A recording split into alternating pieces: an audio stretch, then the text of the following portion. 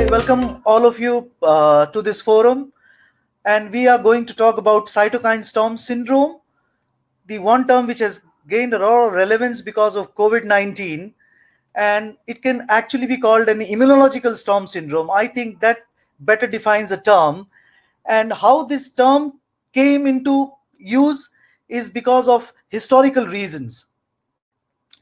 If you look at what CSS defines, is dysregulated immune response marked by excessive pro-inflammation and incited by various stimuli. This stimuli has been genetic disorders, autoimmune diseases, hematological malignancies, and we have talked about this in infectious diseases also, specifically in relation to ARDS, where we think ARDS itself can initiate inflammation and inflammation can worsen the ARDS.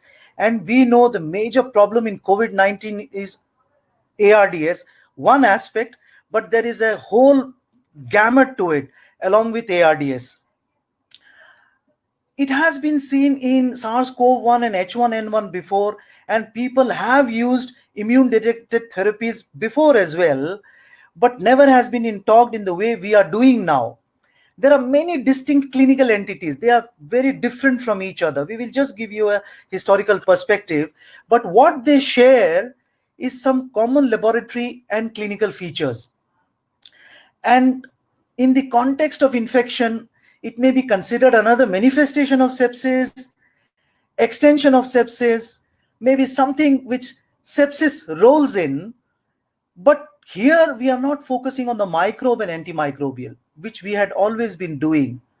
What we are talking mainly about is dysregulated immune response leading to multi-organ failure.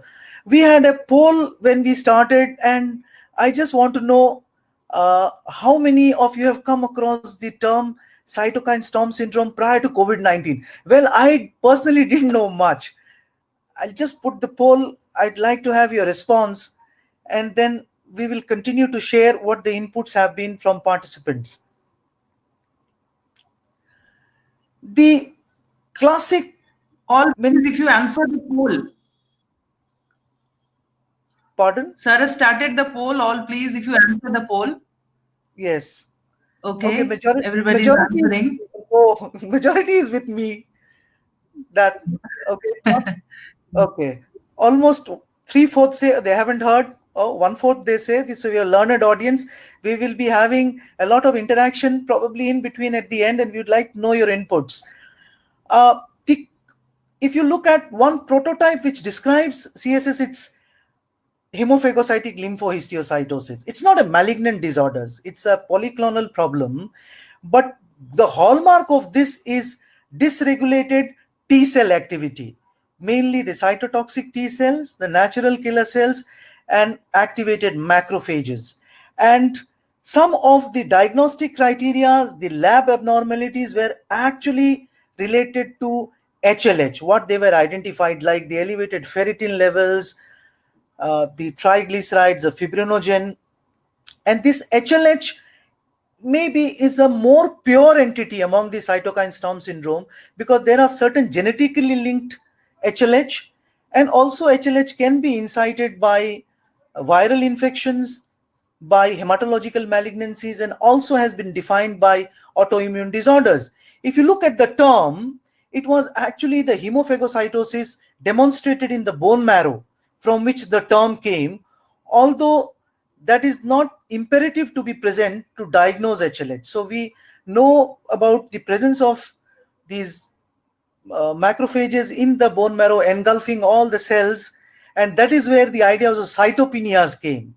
So traditionally HLH is all about cytopenias, anemia, thrombocytopenia, and leukopenia, but we know now it's also about leukocytosis. And a similar entity is macrophage activation syndrome, similar name. Some people say it is actually a part of the HLH, or maybe it's a different entity, but MAS mainly had been described for rheumatological diseases, especially juvenile idiopathic arthritis. And here also the name came from the demonstration of activated macrophages. And one of the major ways we picked it up by bone marrow evaluation and by looking at the cytopenias.